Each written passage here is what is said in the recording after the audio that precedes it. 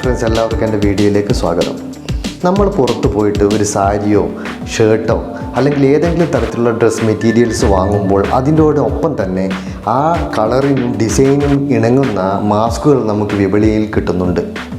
യഥാർത്ഥത്തിൽ ഈ മാസ്ക് ശരിക്കുള്ള പ്രൊട്ടക്ഷൻ നമുക്ക് തരുന്നുണ്ടോ എന്നുള്ളത് ഗൗരവമേറിയ ഒരു വിഷയമാണ്. അതേപോലെ തന്നെ നമ്മളിൽ അധികം പേരും ഉപയോഗിക്കുന്നത് തുണി കൊണ്ടുള്ള മാസ്കുകളാണ്. അതിൻ്റെ ഏറ്റവും വലിയ പ്രത്യേകത എന്താണെന്ന് വെച്ചാൽ നമുക്ക് റീയൂസബിൾ ആണ്.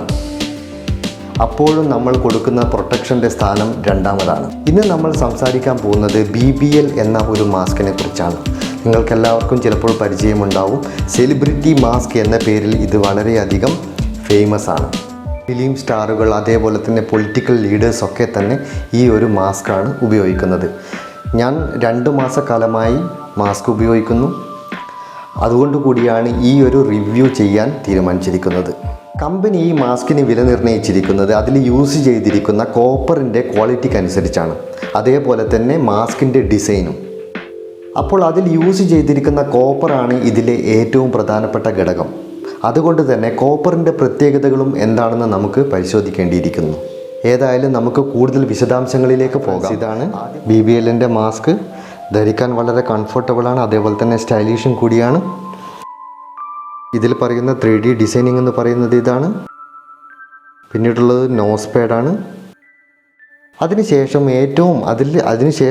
ഇതിൽ ഏറ്റവും പ്രധാനപ്പെട്ട ഒരു ഭാഗം എന്ന് പറയുന്നത് ഈ ഒരു മാസ്ക് ആൻറ്റിമൈക്രോബയൽ എന്നാണ് കമ്പനി വിശേഷിപ്പിക്കുന്നത്. അതിനുവേണ്ടി അവർ തയ്യാറാക്കിയിരിക്കുന്നത് പേറ്റൻറ്റഡ് ആയിട്ടുള്ള കോപ്പർ മെഷാണ്. അപ്പം നമ്മൾ ഇതിൽ പരിശോധിക്കേണ്ട ഒരു വിഷയം എന്ന് വെച്ചാൽ എന്താണ് ആൻറ്റിമൈക്രോബയൽ, അതേപോലെ തന്നെ അതിന് കോപ്പറുമായിട്ടുള്ള ബന്ധം എന്താണ്, ഈ 2 കാര്യങ്ങൾ നമുക്ക് നോക്കാം. ആൻറ്റിമൈക്രോബയൽ എന്താണെന്ന് വളരെ സിമ്പിളായിട്ട് പറയുകയാണെങ്കിൽ ഒരു വസ്തുവിന് അല്ലെങ്കിൽ ഒരു പദാർത്ഥത്തിന് ബാക്ടീരിയകളെ അതേപോലെ തന്നെ ഫംഗസിൻ്റെ വളർച്ചയെ തടയുകയും അവയെ പ്രതിരോധിക്കാനുമുള്ള കഴിവിനെയാണ് ആൻറ്റിമൈക്രോബയൽ എന്നതുകൊണ്ട് ഉദ്ദേശിക്കുന്നത്.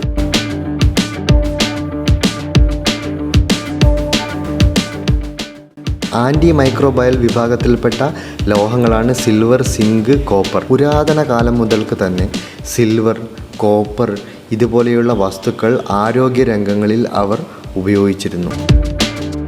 നമ്മൾ തുമ്മുകയോ ചുമയ്ക്കുകയോ ഛർദ്ദിക്കുകയോ അല്ലെങ്കിൽ സ്പർശിക്കുകയോ വഴി സൂക്ഷ്മജീവികൾ ചെമ്പ് പ്രതലത്തിൽ എത്തുകയാണ് എങ്കിൽ ചെമ്പ് അയോണുകൾ കോശങ്ങളുടെ ശ്വസനത്തെ തടയുകയും ബാക്ടീരിയൽ സെൽ മെംബ്രെയിനിലെ ധാരങ്ങൾ പഞ്ച് ചെയ്യുകയോ വഴി വൈറൽ കോട്ടിങ്ങിനെ തടസ്സപ്പെടുത്തുന്നു. അതുവഴി ഉള്ളിലെ DNA, RNA എന്നിവയെ നശിപ്പിക്കുകയും ചെയ്യുന്നു.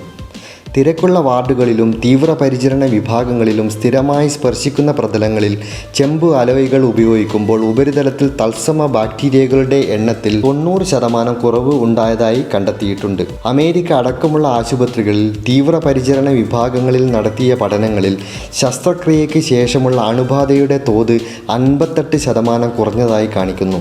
ചെമ്പിന് സൂക്ഷ്മജീവികളെ നശിപ്പിക്കുവാനും അവ പെരുകുന്നത് തടയുവാനും ഉള്ള കഴിവ് ഉള്ളതുകൊണ്ടാണ് BBL അവരുടെ മാസ്കുകളിൽ പേറ്റൻറ്റഡ് ആയിട്ടുള്ള കോപ്പർ ഫൈബർ മെഷ് ഉപയോഗിച്ചിരിക്കുന്നത്. പക്ഷേ ഈ ചെമ്പിന് കൊറോണ വൈറസിനെ എത്രമാത്രം ചെറുക്കാൻ കഴിയും എന്നുള്ളത് ശാസ്ത്രീയമായി തെളിയിക്കപ്പെടേണ്ടതാണ്. ഇനി നമുക്ക് ഈ മാസ്കിൽ കോപ്പർ മെഷ് ഉണ്ടോ എന്ന് പരിശോധിക്കാം. ഞാനിത് ഒരു കത്രിക കൊണ്ട് മുറിക്കാൻ പോവുകയാണ്.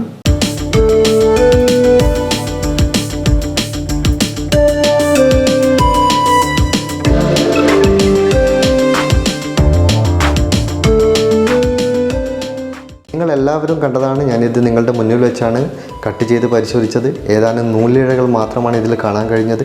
കോപ്പർ ഫൈബർ നമ്മുടെ കണ്ണുകൾ കൊണ്ട് കാണാൻ കഴിയുന്ന രീതിയിലല്ല ഇതിൽ ഉള്ളത്. അപ്പോൾ ഏത് രീതിയിലാണ് ഇതിൽ അടങ്ങിയിരിക്കുന്നത് എന്നറിയാൻ വേണ്ടി ഞാൻ കമ്പനിയുമായി കോൺടാക്റ്റ് ചെയ്തു.